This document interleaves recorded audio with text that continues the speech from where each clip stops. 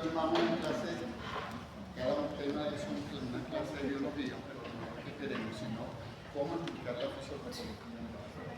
Y vamos a tomar los componentes de inflamación, la célula madre y la reproducción.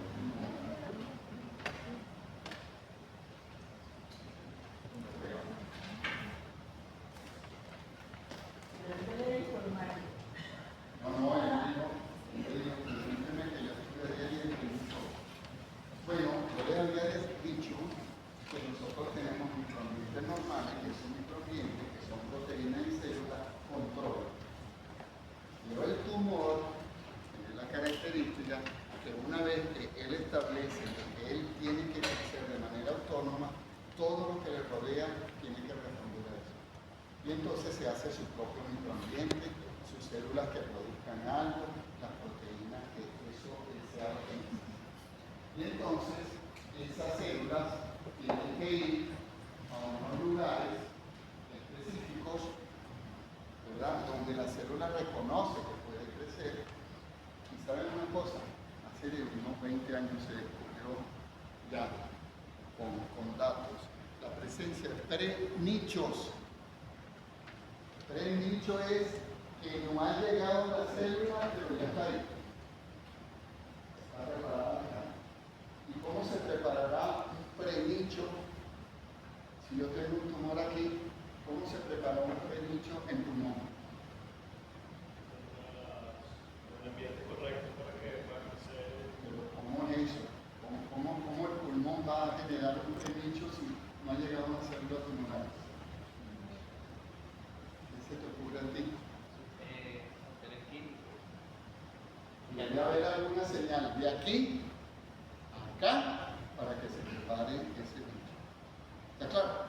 Entonces son los pre-nichos tumorales, y eso tiene una importancia muy grande, a pesar de que no se ha podido hacer eso, como se ha demostrado que no se ha podido tratar, porque si quitamos los pre-nichos es como que ustedes tengan un nido de un pájaro y ustedes vean que ya va a venir. Si ustedes le quitan el nicho, el pájaro se vuelve loco y se va a ir por otro lado. ¿Sí? Entonces son los pre-nichos naturales, y ese microambiente está conformado. Hay dos células fundamentales en el pre-nicho, hay muchas, que es el fibroblasto y el macrófago, y los linfocitos que están alrededor. Unos que tienen capacidad de atacar y no atacan, y otros que desde afuera están suprimiendo la respuesta. Si nosotros fuéramos capaces de liberar la capacidad de no respuesta, los linfocitos se meten. Y esos son los famosos linfocitos T reguladores que ustedes van a ver en la clase de... ¿Alguien ha oído de los T reguladores últimamente? ¿El año pasado? ¿Qué? O sea,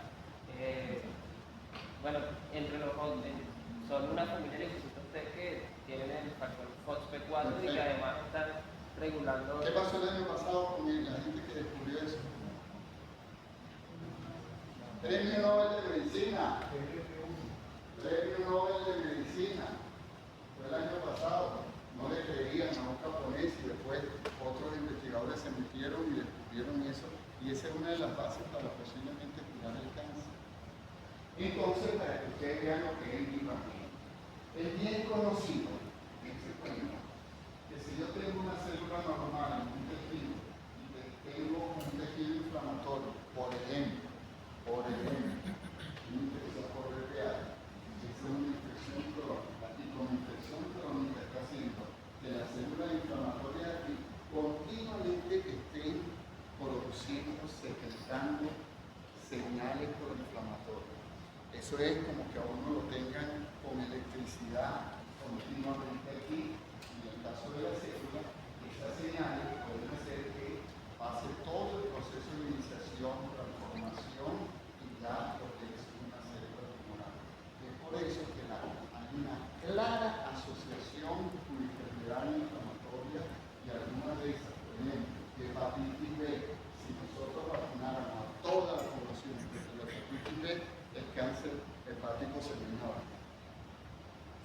El día que logremos, que tienen paradas unas vacunas por ahí, 1.000.000 de vacunas están paradas para vacunar a, creo que son 300.000 adolescentes contra el VPH.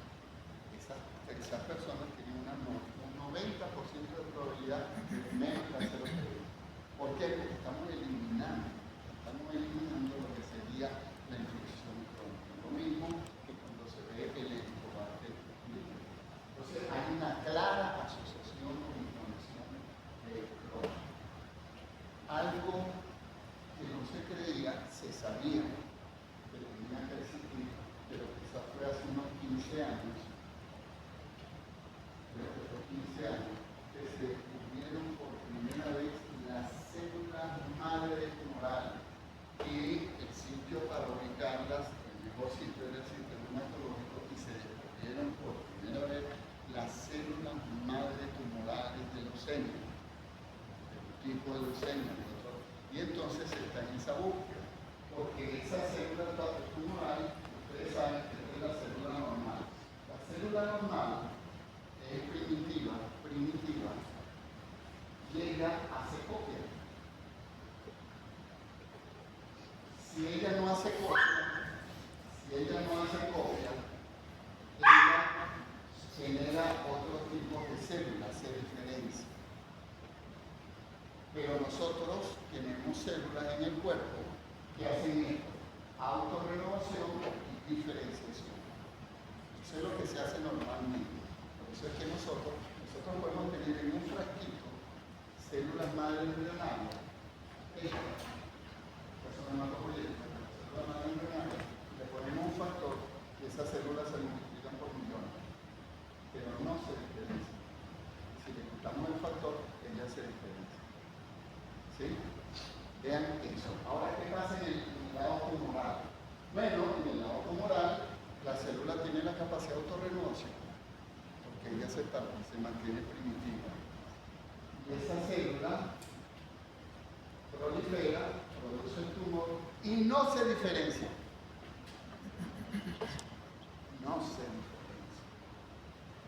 Porque si se diferencia, madura y muere. Y es por eso que una de las bases del tratamiento de cáncer es lograr que la célula se diferencie. Acuérdense, la diferencia es diferenciado y no diferenciado. Entonces esa célula se para aquí. Ahora, si yo destruyo el tumor y esto sigue aquí, esa célula se mantiene en T0. ¿Qué es T0? Cero proliferación. ¿Ah? Cero proliferación. Cero proliferación, no está en ciclo, no es esa, no está en ciclo. Y entonces, la quimioterapia destruye esto, pero esto se quedó ahí. A lo mejor se quedó para siempre, pero a lo mejor una infección, un proceso inflamatorio, toxina, hace que esto dentro de 20 años, 25 años, vuelva hasta aquí. ¿Sí? Es por eso que esto es uno de los capítulos más importantes y difíciles del cáncer. Pero conocer de esto es conocer de lo que es el proceso de renovación a ese nivel. Yo no voy a entrar en lo que es la parte de células, la respuesta inmunológica, pero tienes en mente que ya después le caen a preguntas a los inmunólogos que van a venir a dar clase.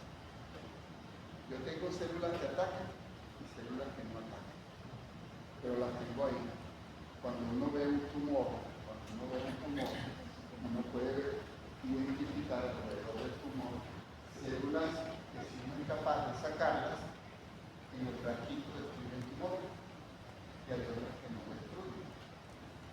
En eso se basa la posibilidad de sacar parte del tumor, obtener linfocitos, hacer ensayos de cuáles son los que atacan el tumor para multiplicarlo y volvérselo a poner a la paciente. Hoy en día una de las terapias más avanzadas son lo que se llaman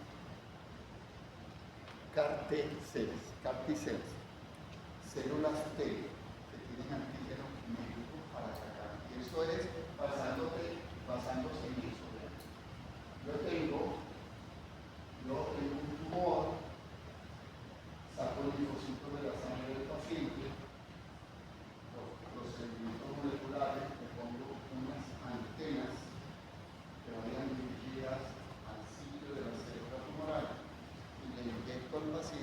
resultados de citotoxicidad, de muerte celular, son tan bárbaros, la muerte es tan grande, tan bárbara, que se liberan tantos factores proinflamatorios que muchos de esos pacientes van para terapia intensiva. ¿Sí? Por una tormenta de citocina. Esos son procedimientos que cuestan de 80 a 300.000 dólares hacerlo en el laboratorio. Nosotros esperamos en unos 2 o 3 años poderlo hacer aquí en Venezuela. Pero las imágenes son impresionantes cuando vean eso. De todas maneras, lo que les quiero decir es que la célula tumoral tiene la capacidad de inactivar los periféricos, la célula tumoral tiene la capacidad de emitir señales de ataque y de activación, tiene capacidad de hacer inmunosupresivo y secretar factores. Si yo elimino todo esto, vean que el tumor lo que hace es tirar una coraza para que no lo ataque. Pero si nosotros somos capaces de quitar eso, se acabó. ¿Sí? Okay. Y ahora entramos, tu nombre Jackson, digo Jackson, la metástasis es lo que me falta hacer. Así es. Porque si está tumor, desaparece tumor. Y entonces entramos a ese capítulo. En ese capítulo, lo que les había dicho, que el tumor ahí, si el tumor va, si va a hígado, esto es lo que va a mandar al paciente. ¿Sí? La diseminación. Si yo pudiera curar al paciente en este estado, que es muy difícil llevar a esto, lo salvamos. Eso se está haciendo en este momento con estas células CAR-T que yo les mencioné. ¿Vean de qué año es esto? 1889. No había microscopio electrónico, no había fluorescencia, no había secuenciación, no había PCR, pero la gente pensaba. Y a mí siempre me gusta tocar eso de esta manera, porque hay gente que cree que si yo no tengo plata no puedo hacer. Vean, van a ver lo que dice este señor en el año 1889. Y él se hace una pregunta y dice, esto fue publicado, creo que en Lancet, Lancet. Se hace una pregunta, ¿por qué los tumores van a un lugar y no van a otro? La pregunta, ¿por qué no van? ¿Por qué no se riegan por todos lados? Y luego dice, esta persona dice que debe ser, esto es como agarrar una semilla, pensarla en terreno fértil y no va a pasar nada. Es decir, que la semilla del tumor, el libro en el año 1800, como que recorre y va diciendo dónde está el suelo para que llegue. Y ahí nació la famosa teoría del seed and soil, la semilla y el terreno. Entonces la célula tumoral elige dónde está un microambiente donde va a crear. Eso lo dijo en 1889 y al día de hoy es como que se hubiera dicho ayer. Lo único es que hoy en día podemos hacer todos los tipos de experimentos para demostrar esa teoría. Este señor que está aquí, Chile, en el año 1980, dice que son subpoblaciones que tienen capacidad de hacer eso. No son todos. ¿Sí? Me gusta también llamar la atención de que si ustedes ven los premios Nobel en medicina, la mayor parte no son médicos.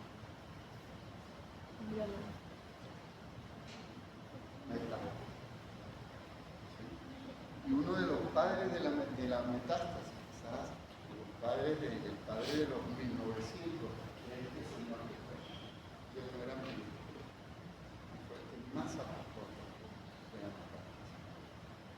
¿Sí?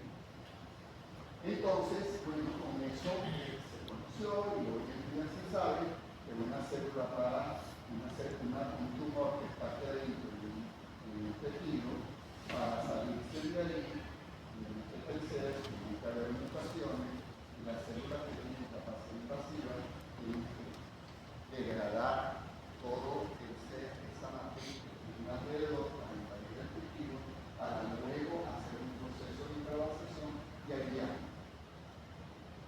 miedo. Entonces ustedes por eso pueden ver que hay una fase de invasión, improvisación, y una donde se adhiere. Se adhiere para comenzar a proliferar. ¿Por qué es importante eso? Por ejemplo, usted le da un tratamiento a un paciente que tiene metástasis y logra controlar, usted debe conocer esto, a ver si hay la posibilidad de hacer algo para evitar que otra vez pueda ocurrir eso, ¿verdad? Entonces, esos son los pasos de la metástasis. Enumere los pasos de la metástasis. La metástasis fue descubierta en 1889. ¿Quién te preguntó eso? ¿Quién te preguntó eso? ¿No?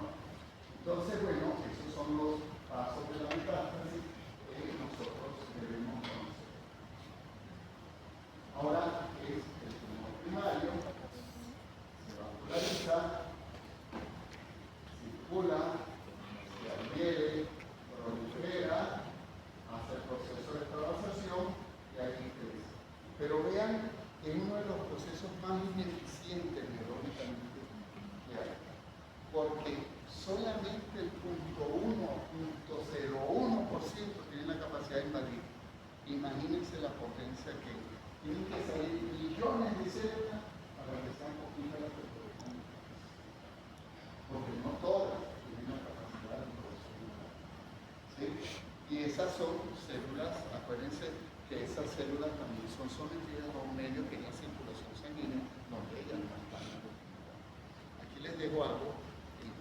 Siempre ha habido una de las maneras como las células migran, es que se adhieren a plaquetas y salen rodeadas de plaquetas y ellas también en cúmulo para llegar a la microvasculatura, hacer un trombo que le permita a ella mejorar el vida.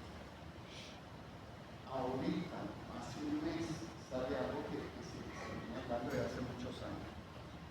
La aspirina como un medicamento antimetastásico. Bueno, si la biología dice eso, si hay la posibilidad, y se lo he publicado nada más y nada menos, el mundo de porque disminuye todo ese ciclo de reacciones y todas esas cosas, entonces ahí se está incidiendo en que no haya la posibilidad de que se disminuya la metástasis, porque está inhibiendo la posibilidad de que se llegue a la metástasis. Bueno, entonces eso es importante. Nosotros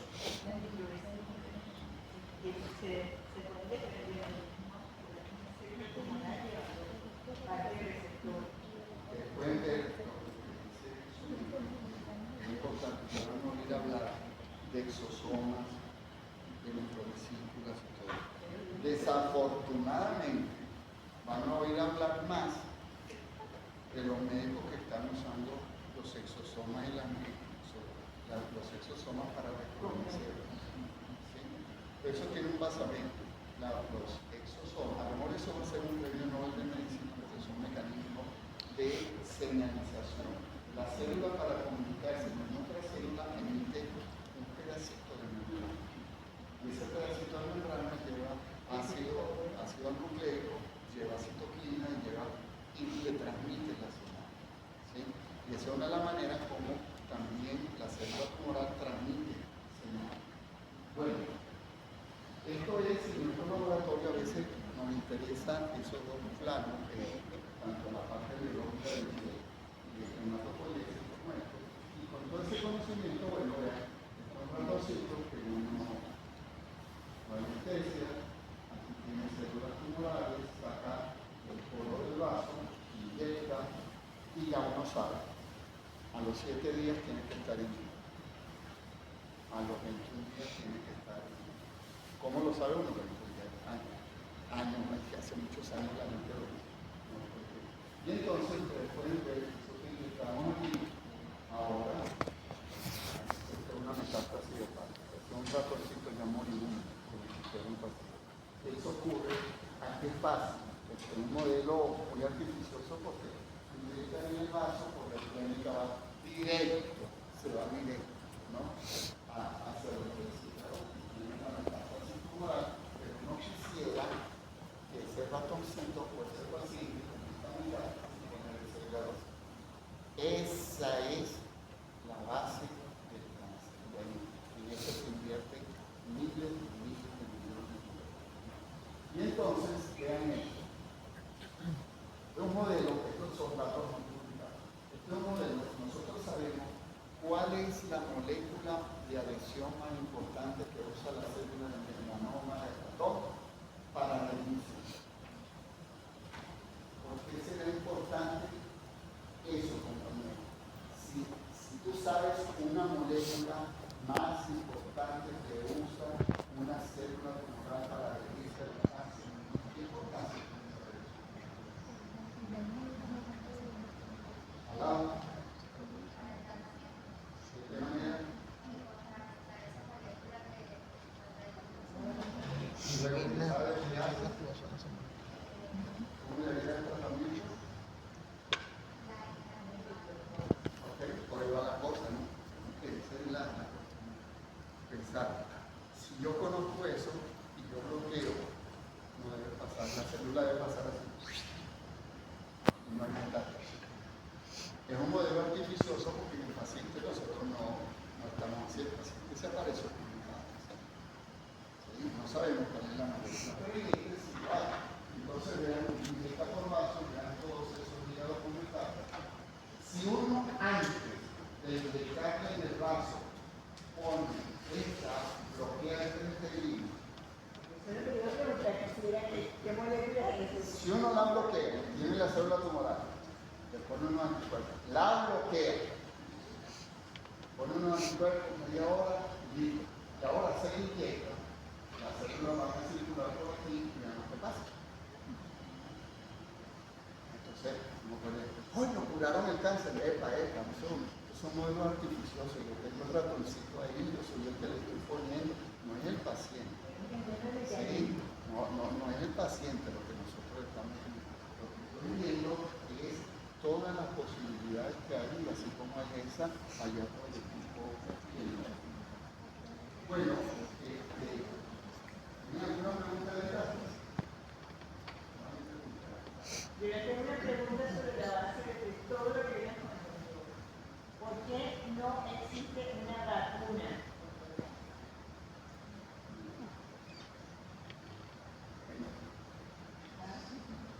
Y si existe una vacuna contra el COVID, todo el mundo está... Sin embargo, ustedes van a poner la vacuna. No estoy hablando de los estafadores. Estoy hablando de los públicos. Pero ¿cómo son esas vacunas? Se sube, vayan y consulten porque cómo funcionaría una vacuna de cáncer. ¿Sí? Una de las vacunas de cáncer que hay, te voy a decir, fue la premio pasada en el premio Nobel de los dos investigadores que descubrieron la vacuna de mensajero, la enfermedad mensajera. Esa es una de las posibles vacunas que hay. ¿Sí? Usar eso mismo. Pero ahí se la dejo, a lo mejor lo preguntamos en el examen, porque si ustedes ya, todo el mundo, si Jackson entendió, que Jackson dice no, ya ustedes van a volar cuando uno le haga esa pregunta. Entonces, lo que les había yo dicho, si yo tengo un tejido, si yo tengo un tumor y no tiene irrigación, se muere. Si no llega a sangre, se muere. Es un tejido. Y en eso se basó todavía. Hay veces que lo que se trata de hacer quirúrgicamente o invasivamente, hacer trombosis de los vasos para tratar de colapsar. Y eso, en los años 90, hubo alguien, un patólogo, que en los años 60 y pico, en Harvard, cerró su laboratorio, porque él decía, deben haber moléculas que evitan la absorción. Pero como en ese tiempo no lo encontraba, cerró el laboratorio y puso un letrero afuera que decía, aquí queremos trabajar con este proyecto. Si alguien quiere trabajar en este proyecto que es a largo plazo, venga. Y después de años apareció un químico y encontró moléculas que son antiandrogénicas, que son usadas como anticáncer. Entonces se pensó que siempre iba a ganar el premio Nobel. Lo que pasa es que cada paciente, cada tipo de tumor necesita diferentes tipos de estudios para hacer eso.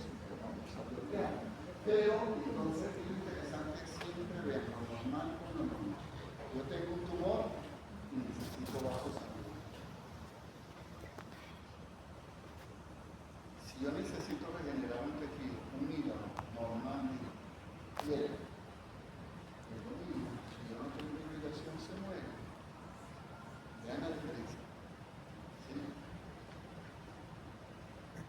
Aparte de eso, cuando yo tengo un hígado que se está regenerando, yo tengo células del sistema inmunitario, linfocitos, que entienden que hay que regenerar y están dando factores citoquímicos. En un momento dado se van. El cáncer es lo mismo. Es un tejido que no para de regenerarse. No para. El hígado se para. El tumor no. Por eso se considera que es una herida que nunca cura, un tejido que nunca deja de estarse regenerando, porque continuamente se está regenerando. El cuerpo, el tumor le hace entender, aquí hay un tejido que hay que ayudar a regenerar, y el cuerpo lo ayuda. ¿No? Entonces, por eso es la importancia de lo que es la parte de angiogenesis, que se sigue trabajando en este campo, porque experimentalmente uno lo puede hacer. Hay moléculas, uno pone un tumor, ve que el tumor se forma en un ratoncito, y entonces en los alrededores puede poner moléculas antiangiogénicas y ¡pum! El tumor colapsa. Pero lo que pasa es que pasan 2 meses y el tumor colapsa. ¿Sí? Entonces, ¿cómo es ese mecanismo? Bueno, yo tengo aquí un tumor, y ese tumor se crea factores que van a hacer, van a inducir a inducir proliferación de células endoteliales que están en la periferia, que son células de vasos sanguíneos normales.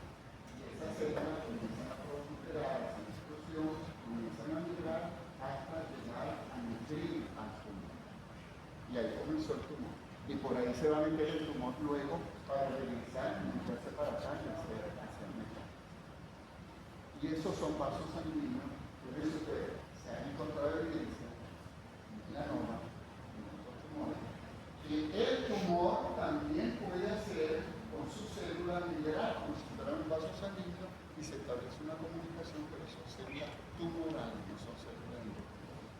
Ese es un capítulo muy importante. Es un proceso que involucra migración, proliferación, de células endoteliales, todo por una serie de enzimas que degradan, pero ahí se construye, y eso es una de las bases más importantes de su organismo, la angiogenesis, ¿no? Bien, entonces, no sé si esta imagen no tiene la. Lo que pasa es que hace poco un libro que está muy actualizado, que la imagen que se da, pero aquí está lo que es los síntomas. Si ustedes entender que fuera el camino de la biología, lo que va pasando, lo que va creciendo, ahora lo que ustedes tienen que agarrar es qué pasará si yo pongo al lado de un tumor, al lado del hipófisis. ¿Qué va a pasar? Empieza obviamente como está creciendo, va a generar presión ¿Y qué va a pasar? y empieza a generar síntomas. Parecer un paciente con una enfermedad endocrinológica. ¿Verdad? Un tumor comienza a crecer y se va hacia el coleóptero.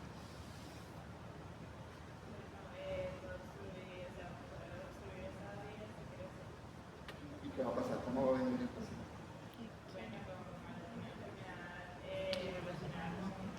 Soy yo. ¿Cómo yo entro aquí? ¿Cómo me vas a ver a mí? Y ya te pone. Claro.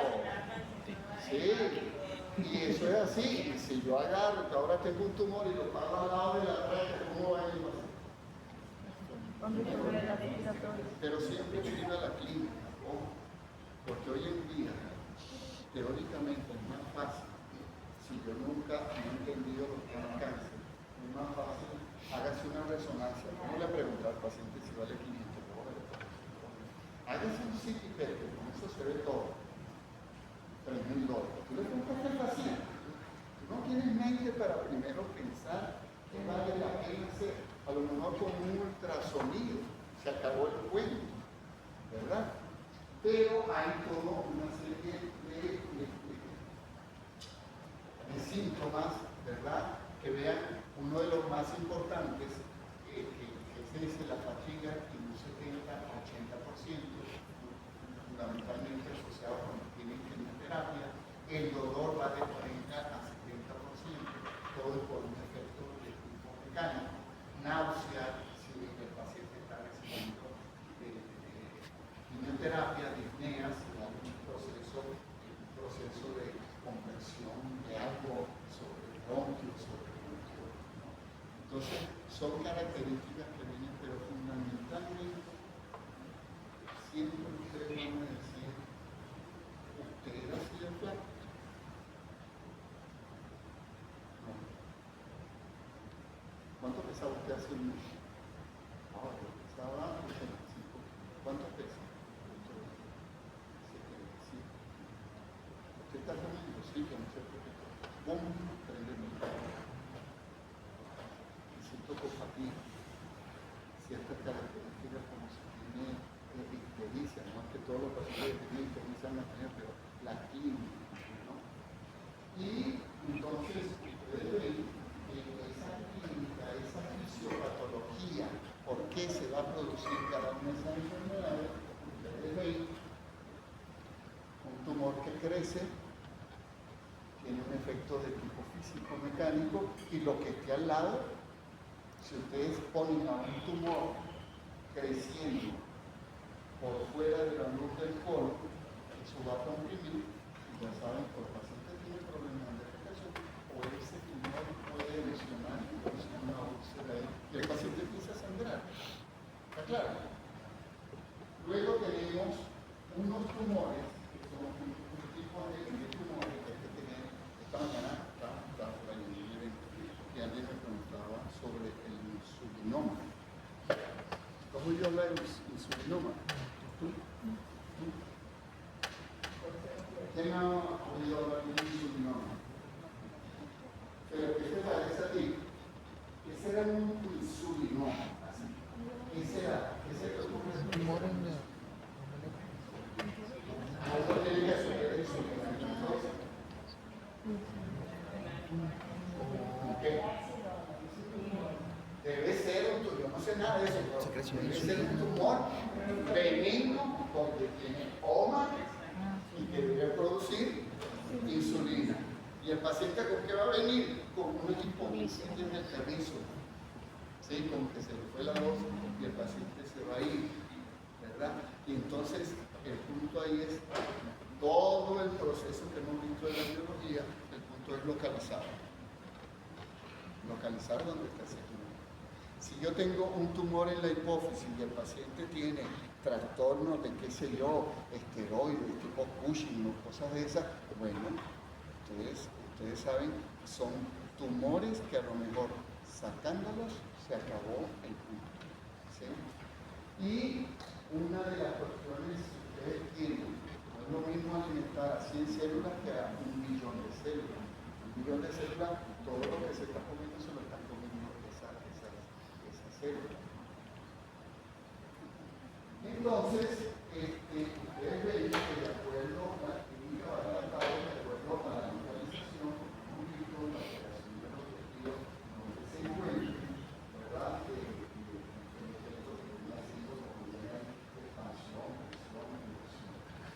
Ustedes ven este tipo de tumores que tienen un tumor que tenga una actividad funcional, como lo que decimos del insulinoma. Entonces, el punto es cómo llegar al diagnóstico de eso. Yo lo estoy pensando, pero ¿cómo lo podemos?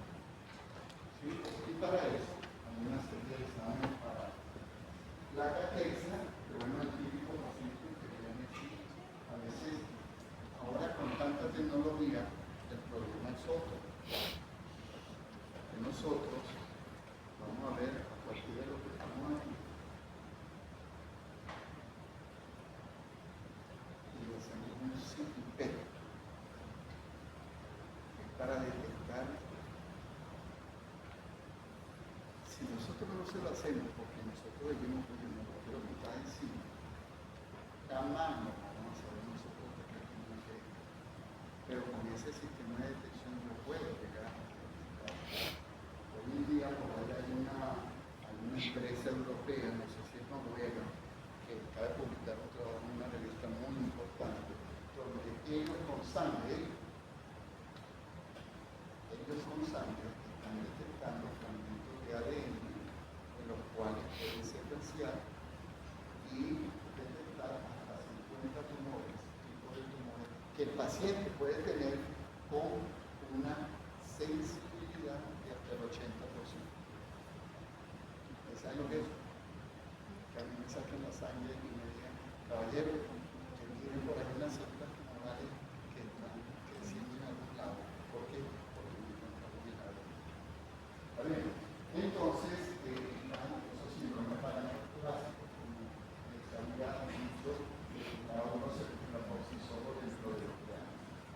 Y aquí está toda la cantidad de sangre que se pueden pedir, pero todavía el patólogo humano, hasta que es como el crimen, hasta que no se consigue la pistola del arma, no se cierra. Aquí, hasta que no se encuentra, y eso lo dice el patólogo. ¿Está bien? Y ahora con la inteligencia artificial, los patólogos están temblando. Siempre se va a necesitar el criterio del ser humano, porque son cantidad de imágenes que puedo almacenar y me da con una precisión de un 95% por donde podemos ver. De tal manera que tiene una memoría, como ustedes verán, tomografía, radiografía simple, para los niveles, la presencia de lo que les decía en el suelo, todos los análisis genéticos que se pueden hacer, estudios de citometría del cuerpo, fundamentalmente más se usan en el área hematológica para ver si están circulando células. Vean lo que sirve la biología. Vimos que consumen mucha comida, mucho nutriente. Uno de los sistemas de digestión más importantes que hay es agarrar sencillamente glucosa, marcarla y lanzarla al paciente. ¿Sí? Y va a detectar como fuera inflamación o